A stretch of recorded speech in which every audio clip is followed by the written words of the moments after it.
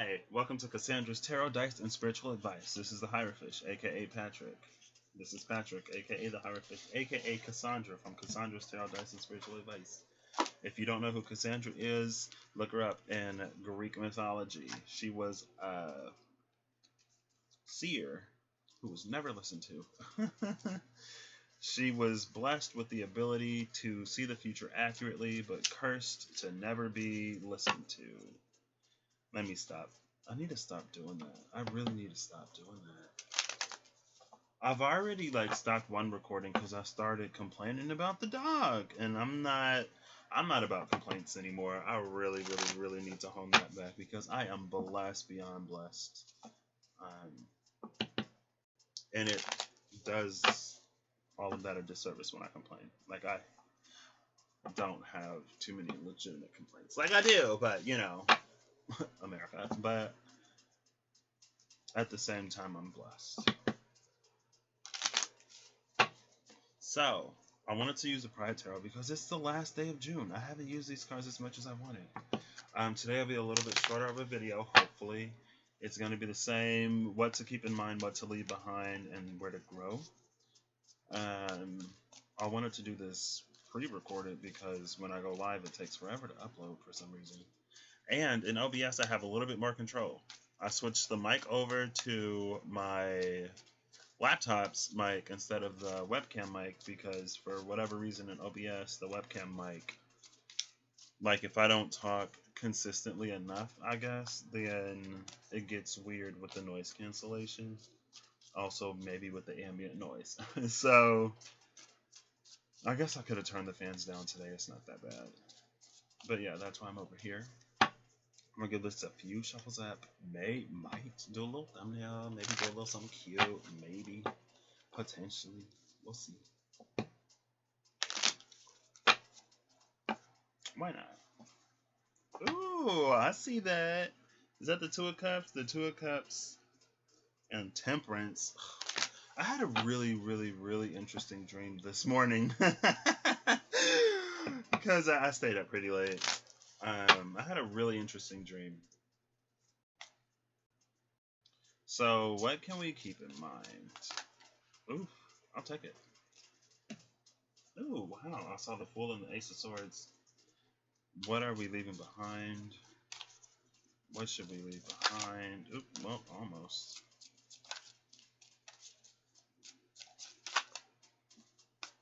No! That's tragic! I'm sorry if that blew anyone's eardrums. No, why? Oh, and where can we grow? Man, where can we grow? I may pull a clarification for that. We'll get into it when we get into it. Alright, where can we grow? How can we grow? What do we need to... Okay, there we go. Oh, I love this. Bottom of the deck is the Tower. Oh my gosh, the Tower again. Oh, wait. I'm in OBS. I already flipped it, so I don't need to do that. Can y'all see that? The angle is weird, though. There we go. The Tower. I'm actually going to read these from the book since it is Pride Month. So, and what to keep in mind, we have the Fool, the Hermit, and the Ace of Swords. I feel like this time has been very illuminating for us. All of this quarantine isolation time, right? And so right off the bat, I'd say anything that we've learned in quarantine, we need to integrate with the stuff that we already knew. Man, that is slanted AF. But we're not gonna complain about it because ultimately, at the end of the day, it doesn't, it's kind of sort of a non-issue, in the grand scheme of things. Let's see if I can knock this down one more. It doesn't go down anymore. That's fine. Actually, since I'm in OBS, I can just come in here and adjust it. That's not what I wanted. Wait, yes, it is actually. And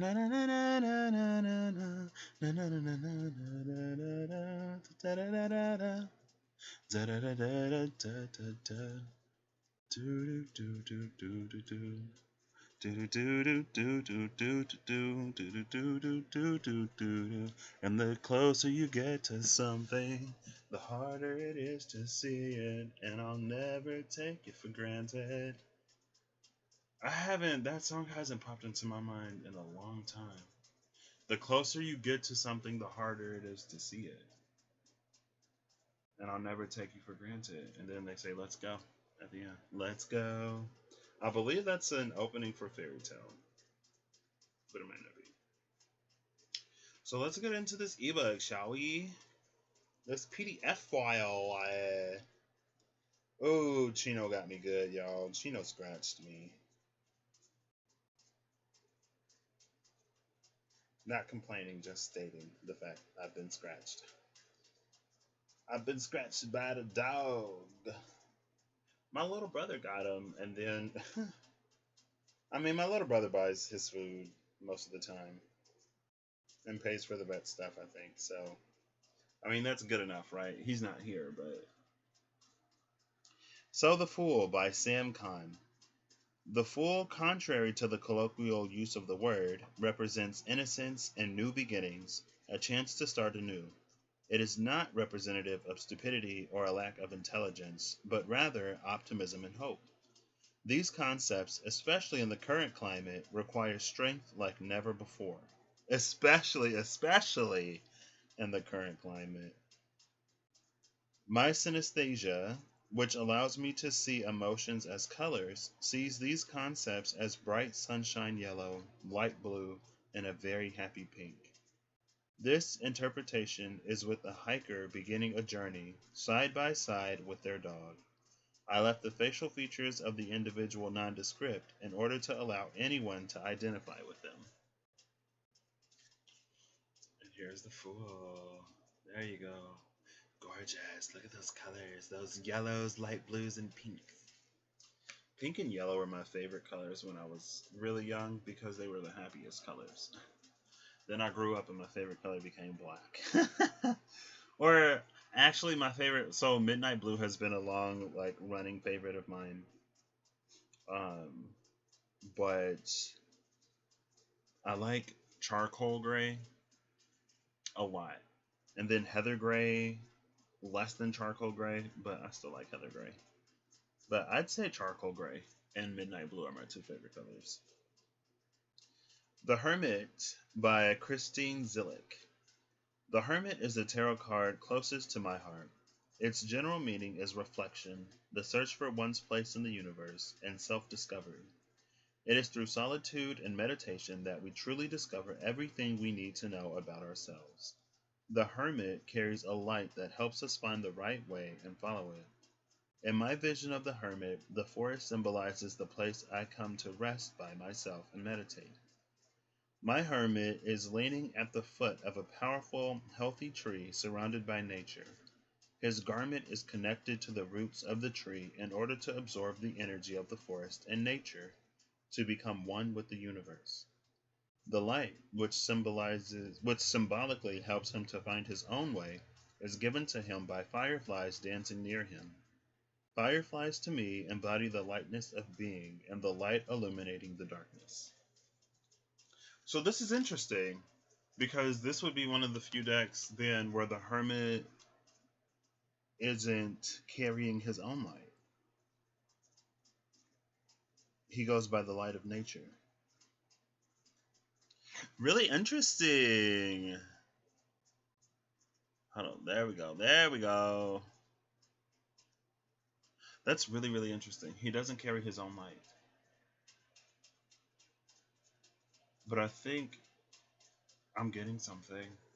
Yeah, especially with this Ace of Swords. I'm gonna say it before I forget.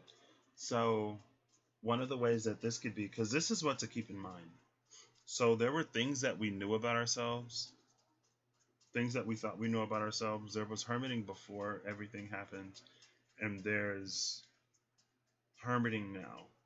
I forgot I made tea. It was a little warm earlier. Chino, get away from my door. You already beat me up enough today.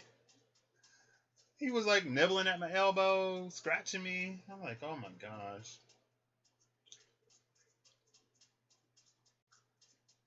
I'm literally just living my life sometimes and it offends him. He wants to play. He's only like, he's almost 2 actually. He'll be 2 next month. Almost this month. July.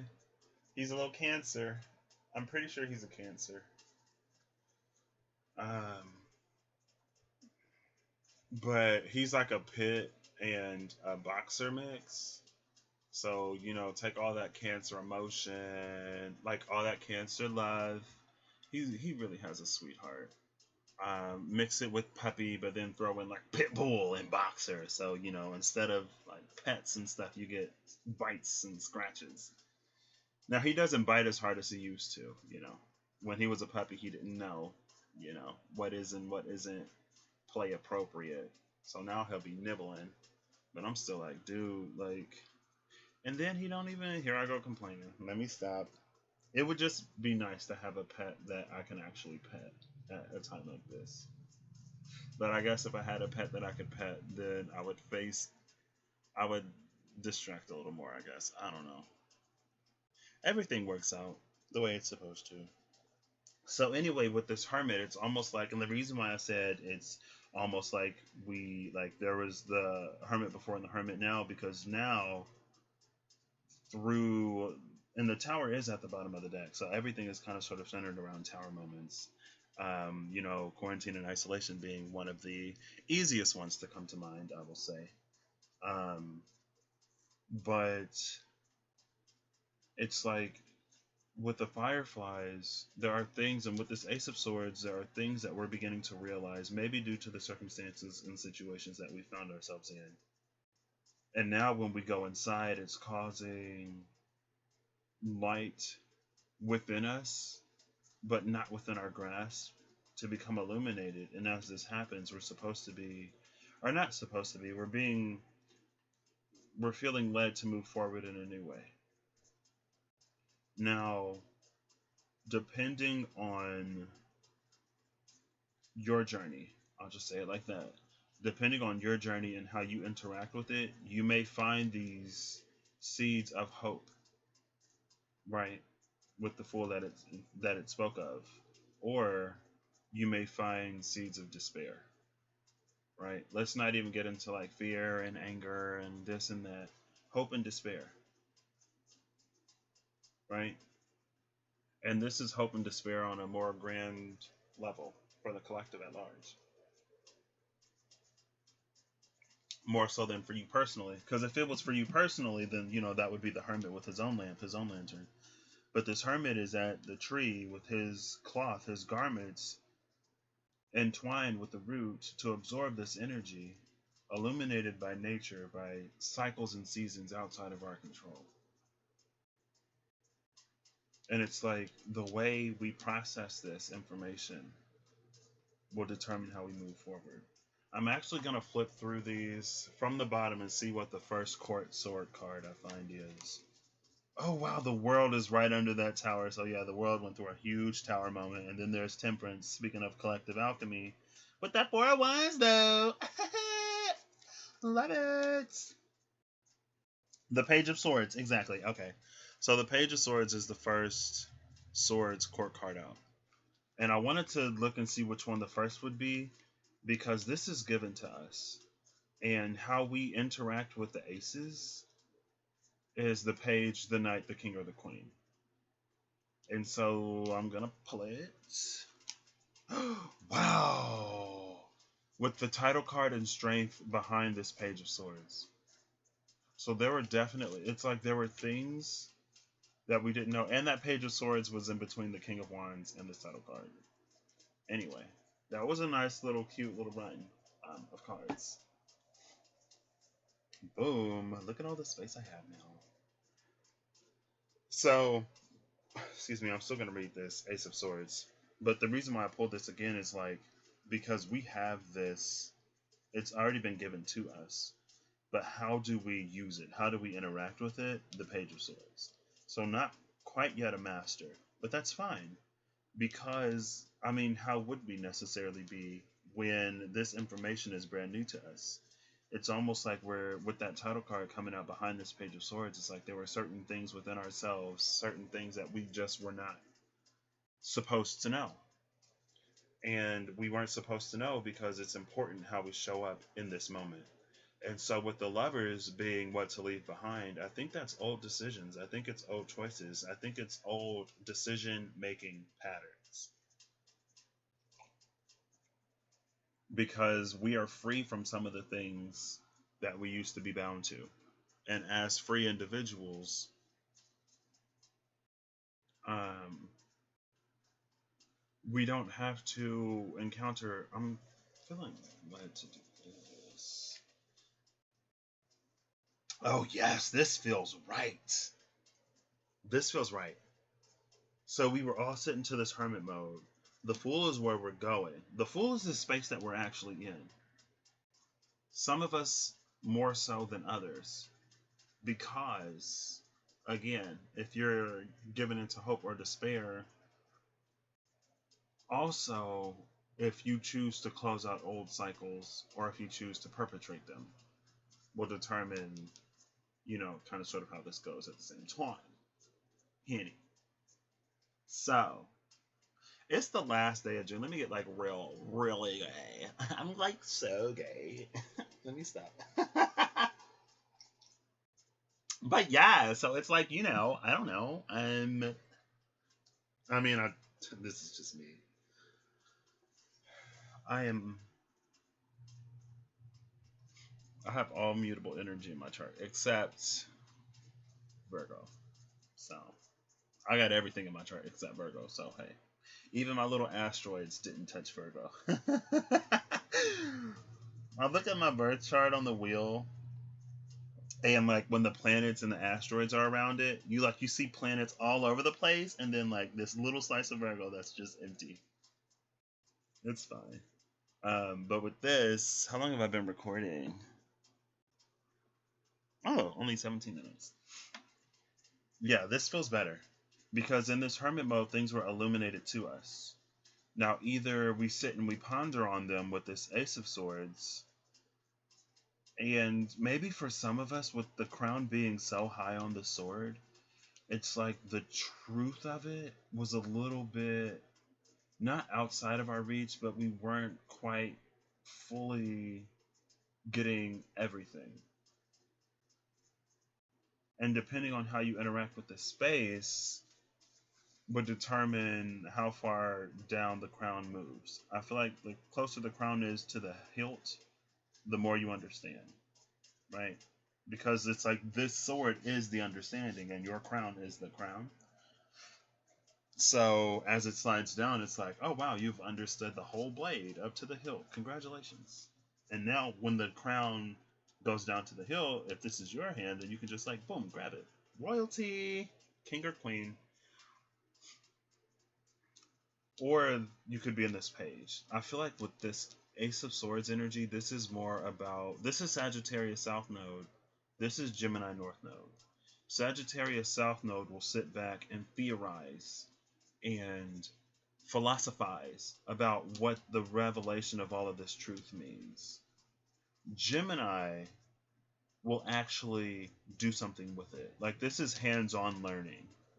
And this is something that you can only learn how to use a sword hands on, right?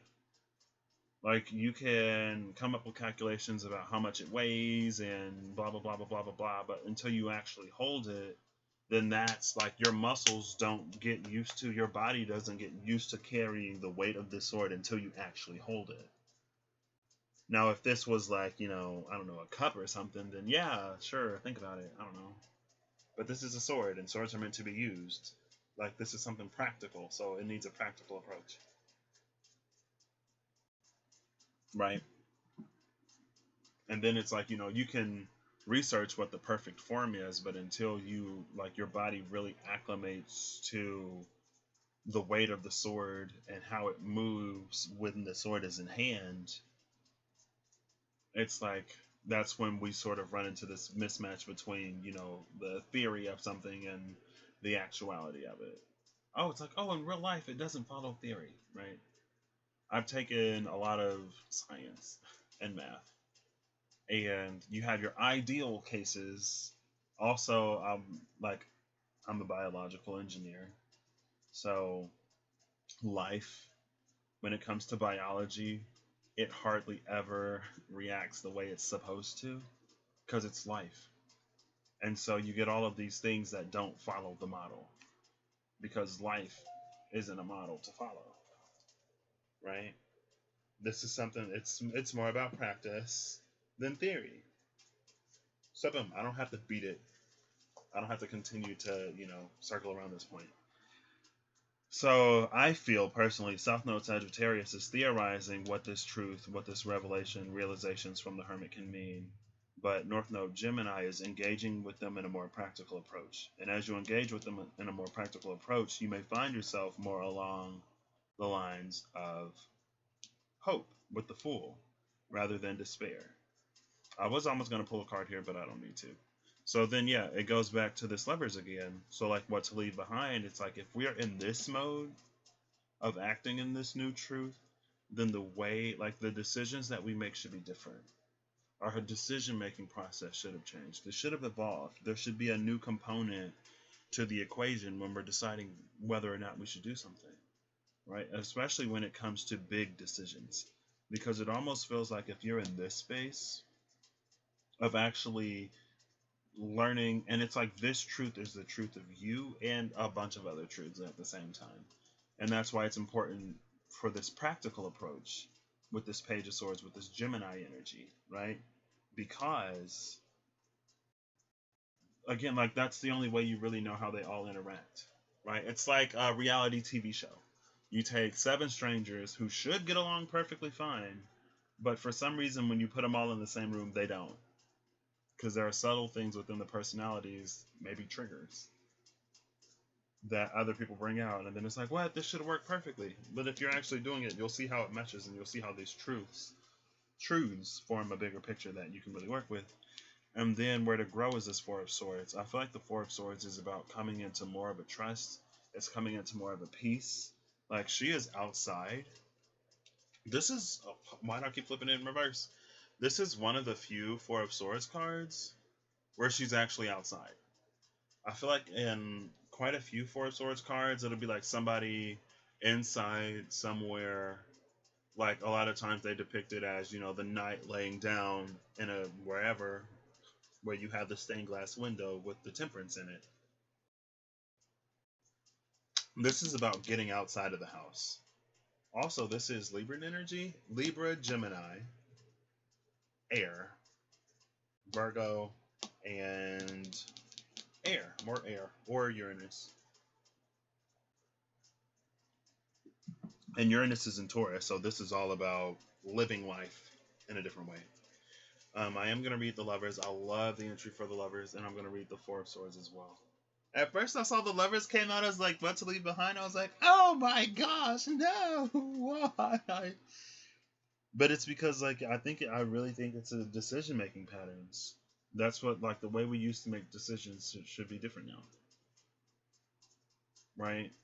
There was an opportunity for, I'm gonna say for a lot of people, there was an opportunity for, in the first part of quarantine, for our personal issues to kind of sort of come up, to be faced.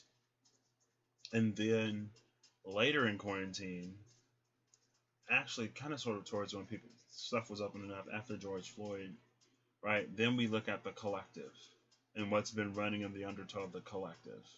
And it's been in the undertow of the collective for some people. For some other people, it's very much a reality. So it's like, it's not necessarily the undertow of the collective when this is my experience, but for those of y'all who didn't care before, now it's coming to the light when folks have been talking about this forever. Because, anyway, because it's always been an issue. But now that, like, the veil is really lifting, and I find it particularly telling that some people would see it as divisive to say Black Lives Matter. And I feel like, because people say all lives matter, but in my mind it's like, okay, because I can be very much about semantics. Because in my mind it's like, okay, well, if all lives truly mattered, then the all lives matter hashtag, the all lives matter quote unquote movement wouldn't be in opposition to Black Lives Matter. If all lives mattered, it would be in support of it. Like if I support teachers, right? And we start talking about second grade teachers and how they're underappreciated. You know, if all instructors matter, then I would be supporting the second grade teachers. Right? And then if the third grade teachers had issues, then I would be supporting the third grade teachers. And then if the college professors had issues, you know, well, if we're including them in the teachers, then like, you know, then like it would be an all supportive sort of organization. Just like when we have federal funds, like, you know, different states get different amounts of money depending on, you know, the number of people that live in them, because some states don't have that many people, and so they may not necessarily need as many funds, and other states have a lot of people, so they need more funds, right?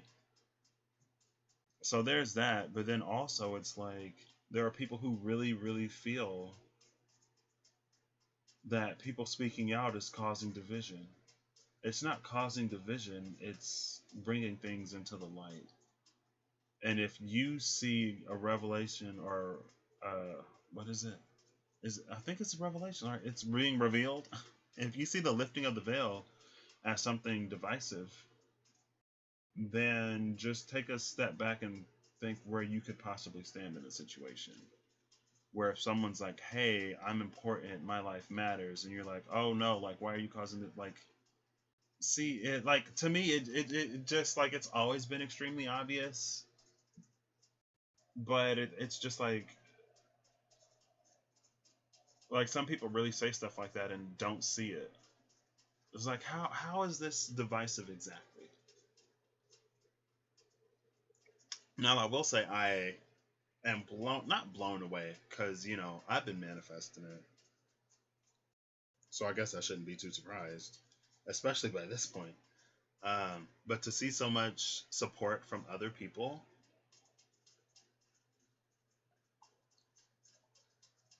excuse me, really speaks to the space that we're going into. And then when we started talking about Black trans lives matter, and then here in the US, on the anniversary of Pulse, what did they do? They repealed some of the health care for trans individuals. Or it's like they gave doctors or healthcare professionals the right to refuse service. But then, not too long after that, they added sexual orientation and gender identity and expression into, is it Title 7 or Title 9? Into the workplace discrimination, like where you can't discriminate or you can't fire somebody for being gay. The Supreme Court did that. So it's very much like this back and forth type of sort of pool where we're kind of sort of aligning. And again, I personally feel like it's not for anyone who would call themselves a light worker, or just anyone in general, to ignore. But again, I also recognize that it comes with a realization, maybe, of a certain level of compliance,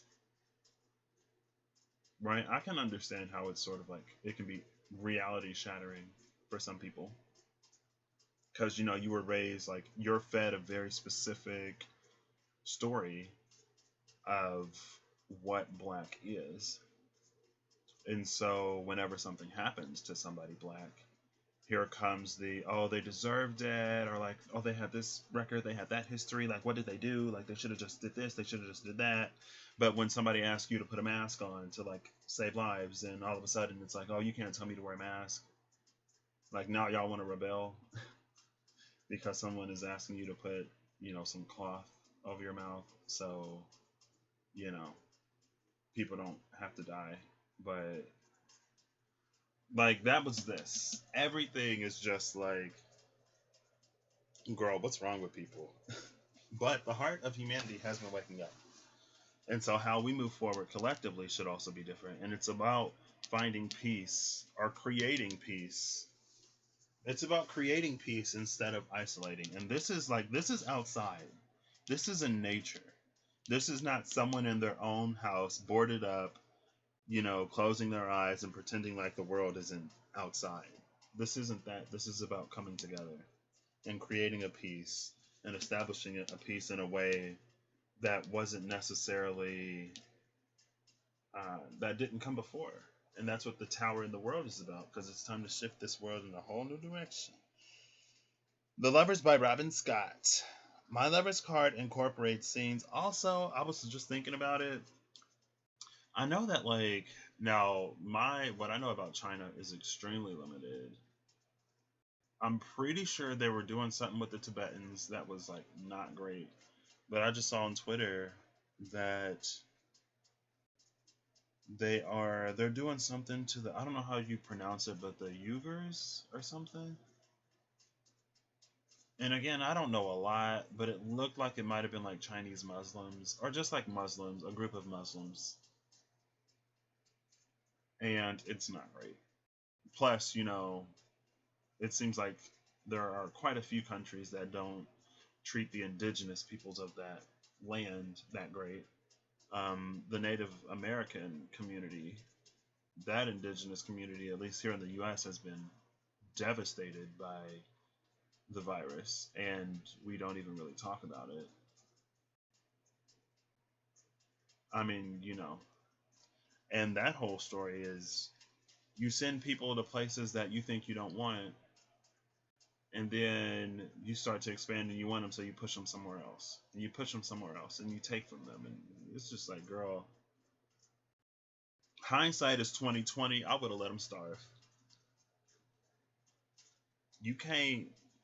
You got to know when you can be love and light, and you got to know when love and light will just be taken advantage of, because that darkness will snuff out the light if it can, and then it be making you feel some type of way for giving the light to something that was so dark. But it ain't to feel some type of way. It's to learn and to do better. It's to reconcile and repair.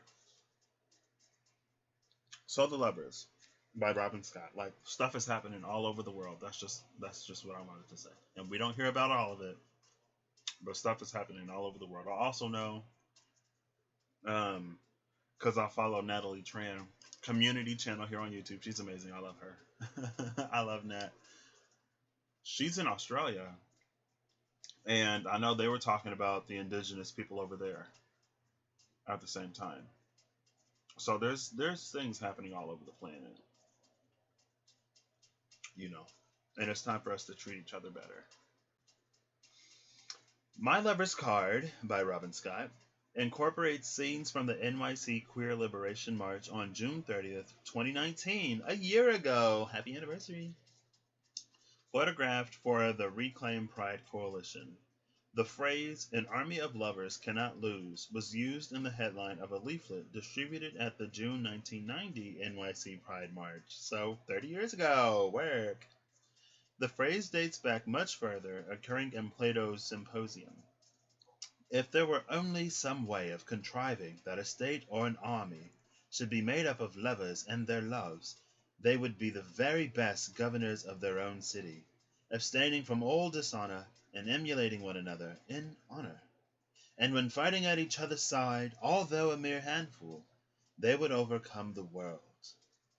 It also appeared in Rita Mae Brown's 1974 poem, Sappho's Reply. Tremble to the cadence of my legacy. An army of lovers shall not fall or fail. An army of lovers shouldn't fall or fail. I felt like being a little creative. Sue. That was an artistic choice. I own up to it. I didn't read the Ace of Swords. Lords, what am I doing? The Ace of Swords. The Creative and Crafting Arts. Ace of Swords by Edmund Zabrowski. Or Zabrowski. The Creative and Crafting Arts forging and weaving into being are mysteries at the very fiber of the LGBTQ plus spirit. In the Ace of Swords, we look beyond the qualities of skin color or gender and focus instead on grander visions. Crowning the Ace of Swords, Da Vinci's Vitruvian Man reminds us of the rich LGBTQ plus history that has taught us to look at the way the world works through new eyes. In our current age, we are redefining our culture's gender norms. Below the sword runs an A machine, the mathematical construct created by gay computer scientist Alan Turing aided the theory of computation, propelling technology into our futures. Aquarius! The pageant crown of drag culture is a symbol of self-authority in the multitude of ways that one wishes to express it. We are finding the liberty to break new ground and challenge existing societal structures. The way we champion for the rights of the LGBTQ plus community brings us all together to create something new. This is page number 53 in the book. It's an 8. This is literally the only time my eye has shifted down to the page number. I've never done that before, but it's a 53-8. So I'm not going to read the Page of Swords because it didn't come out. Actually, I will read the Page of Swords because they ain't got to come out. You are just as valid in the closet. We all come out at our own time. And if you're not closeted, you are just as valid when you're not being all of who you are completely. Right? Even before this hermit moment, even when you were making those decisions that you may not have necessarily been making now, it may have been due to some traumas or some information in your psyche that you weren't completely aware of. But it's all about time, right? That's why, growth is life. To grow is to live. To live is to grow. This card is about re-examining beliefs from a different point of view. The Page of Swords represents destruction of the old mindset and the construction of a new perspective that is more just. And boom. I don't think I've ever read this. By Sienna Summers. I'm going to start from the top. This card is about re-examining beliefs from a different point of view. The Page of Swords represents destruction of the old mindset and the construction of a new perspective that is more just. The page is prepared to abandon all old ideas about the world and build new ones with the power of their mind. This requires the ability to quickly adapt to the inevitable changes in life. A new open-mindedness will change the world. Okay, thank you for the confirmation. But I take that as personal confirmation. But again, I've only reached this point because of practice. Like North Node and Gemini, instead of sitting back and just being a silent observer and thinking about and internalizing and processing everything, I was like, it's time to have a little bit of a voice. And as I use my voice, I feel like I just got more, Found more of who I actually am. In a way that was easier to come into than if I was just internalizing it and not saying anything. But, that's been my journey specifically. I ain't gonna push mine on everybody. I don't even necessarily because I feel like I would have the ability to enter someone else's energetic field and to ground them and to help them ground. And I remember I got the thought a long time ago, and I asked one of my friends at the time, and I was like, "Oh, maybe I shouldn't do this." Because I have Tower, my birth cards are the Tower and the Tower and the Chariot. My Uranus oops, almost lost my icebreaker. My Uranus conjuncts my Neptune exactly. They're both 20 degrees Capricorn. My Uranus and Neptune. I'm a Pisces. Neptune is one of my ruling planets, and I have Uranus right there. Literally right there. So before you call me into your energy, be prepared for Tower moments. And if you don't face them, I don't know. I don't know what happens because I face mine. But be prepared. So that's one reason why I don't really necessarily too much do it. But Anyway, keywords: time to rest, take a break, rest your mind, clear your head, and recharge. The Four of Swords is a card of rest and recuperation. It especially addresses the need to take time to review what happened after experiencing mental strife or verbal abuse. Sleep and rest are vital for physical health and mental well being. I chose to set this card in a natural environment. This is by Moomy Swan. Excuse me. I chose to set this card in a natural environment with the non judgmental companionship of a dog. There's another doggy. Because these are things I seek out when I feel burnout and emotionally exhausted. We live in a culture that values excessive work, lofty achievements, and ableist rhetoric, and sometimes it is necessary to reconnect with your body and your needs, away from the opinions of others. I'm personally gonna take my own interpretation. I guess I can layer it on top of this. Because there is a dog here. And the dog is one of the animals represented by Dahlia. Or Dahlia. Dahlia. I think the other one is the swan. I think it was swans and dogs are representative of Dahlia. And Dahlia is a deity associated with fate. So this moment in time was fated to happen because of all of the Three of Swords collective energy that has left such deep ravines in the energetic body of the earth.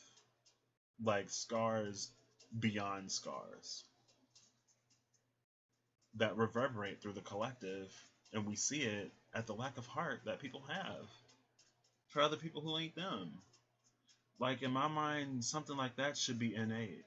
It should be just as innate as when a mother sees her baby for the first time, right?